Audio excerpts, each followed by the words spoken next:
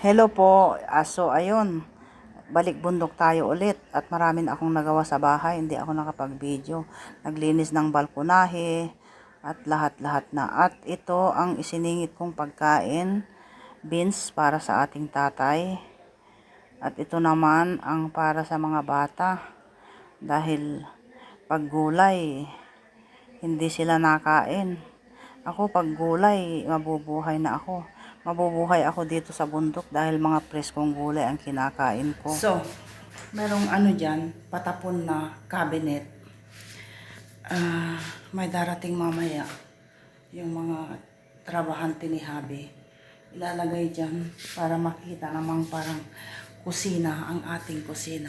Kain tayo. Yan ang kakainin. Kita ba? Kita ba ang ating kakainin? Ayan. So, ayun. Hindi ako nakapag-video sa labas. Nagbuhos ako ng... pagod na pagod ako. Nagbuhos ako sa balkonahe. Hindi ko na i-video dahil tapos na pala. Wala na tayong battery. Ayan. Tapos ako ginutom. Tapos pag na-dry na siya, yung sa kabilang balkonahe, itatransfer natin yung mga abubot doon na mga bakal at lahat-lahat na doon sa kabila. At ako'y nagutom. Yan o. Yan yung niluto natin.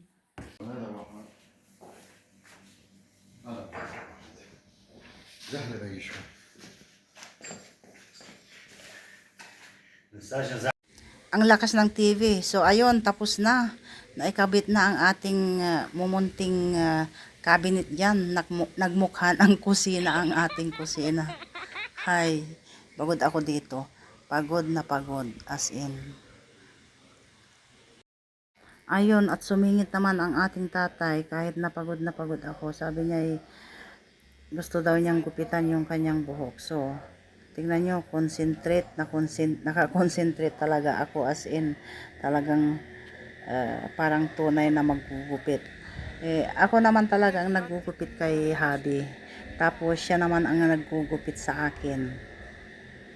At pagpasensyahan nyo na dahil kita yung boobs ni Habi. Tingnan nyo na lamang yung background dyan sa paligid na makikita mong malakas yung araw pero malamig siya. At ako naman ang sumunod dito. Si Habi talaga ang nagugupit sa akin, pero last time ginupitan din ako kasi ni Jessie. Tapos sabi ko okay, ikaw na lang maggupit. Nagustuhan ko yung gupit niya last time before 3 months yata. Trim lang tayo, trim lang, konti lang bago ako maligo. Sabi ko kay Jessie, gupitan mo ako, madalian lang. Alam naman ni Jessie, dahil iisang style lang naman ang aking gupit. Yan, pa-model tayo. Yan na po yung ating gupit. Parang wala lang, konti lang, konting trim lang. Ayos na rin. Oh, ito yung natapos nga natin kahapon. Ito, yung mga yan. Tapos yung mga yan, naandun siya. Tingnan nyo yung abubot dyan. Oh. So ngayon, ipagpapatuloy natin. Oh. Yan. Dapat matanggal ko lahat ng ang mga yan. Dahil magandang maupo dyan. Tapos maglalagay ako ng duyan. Doon ko itatali. Doon sa doon sa punong kahoy doon. Yan oh, ang dumi oh. Crossing my finger na sana'y huwag akong mapagalitan ni Habi. Oo. Dahil kahapon, naumpisahan ko na nga yan ng konti, tapos nagalit siya sa akin. Why you are doing like that to yourself, sabi niya. Anong ginagawa ko sa sarili ko? Parang exercise na rin sa akin. So yun na nga, itutuloy natin yan. Tapos yun nga, crossing my finger para hindi tayo pagalitan ni Habi. Dahil sabi niya, leave it. Pagdating ko, sabi niya, kami ang gagawa. Dahil meron siyang 3 trabahante ngayon. Doon sila nagtatrabaho. Isang villa. Doon sa pataas doon. May trabaho siya ng 2 linggo dito. So yun na nga, yung 2 linggo, gagamitin ko yung 2 linggo para mag-ayos-ayos at natapos na rin yung kusina, yung isang kabot na ipakita ko sa inyo kahapon. So yun na nga, yan. Ang dami oh. Oh, ang daming ano, lilinisin. Tapos doon ko itatali yung ano, yung ating duyan na nailagay ko na doon sa kabila. Anyway, meron tayong 3 duyan. Kukunin ko pa yung isa dito. Itatali natin dyan. So, let's go, let's go. Wala akong tripod. Hindi ko na lang ipapakita yung pagkutingting ko dyan. Ipakita ko na lang pagtapos na ako. Okay po. Ayan, medyo patapos na tayo. Tinulungan ako ni Bunso pero ayaw pakuha dito sa camera. Ayan. Ang dami dito kanina. Nakailang supot na tayo ng ano. Tapos, wala akong maisuot. Nag-shorts pa ako dyan. Nainitan na ako. Malinis na. Tapos, iniisip ko nga, ilagay yung duyan dyan. Oh. Ilagay ko yung duyan. Okay.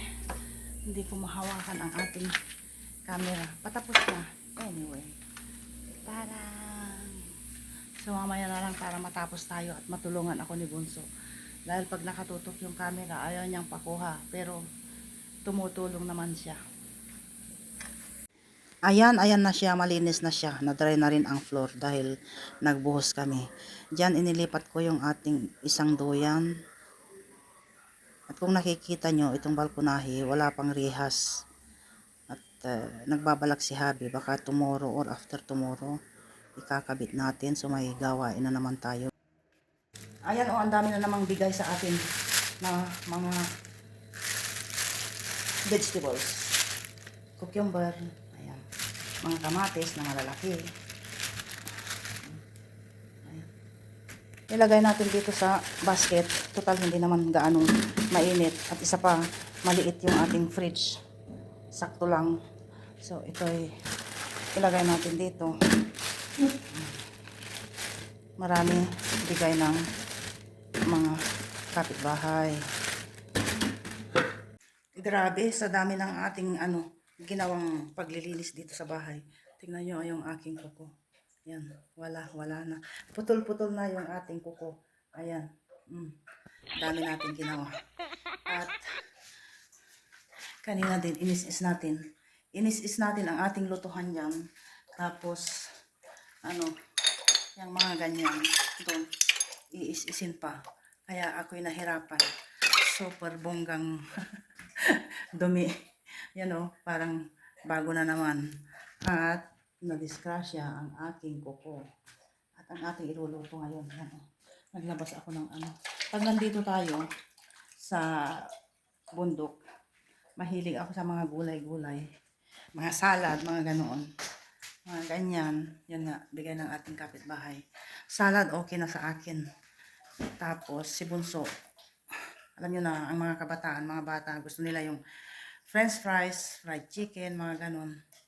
At yun nga, naglabas tayo ng 3 hita ng chicken doon. At walang kuryente. Yan yung tinanggal nating takip ng ating bed cover. Tapos yung mga takip-takip dyan. Akala nyo ba kahit nandito lang tayo sa bundok, marami ding trabaho.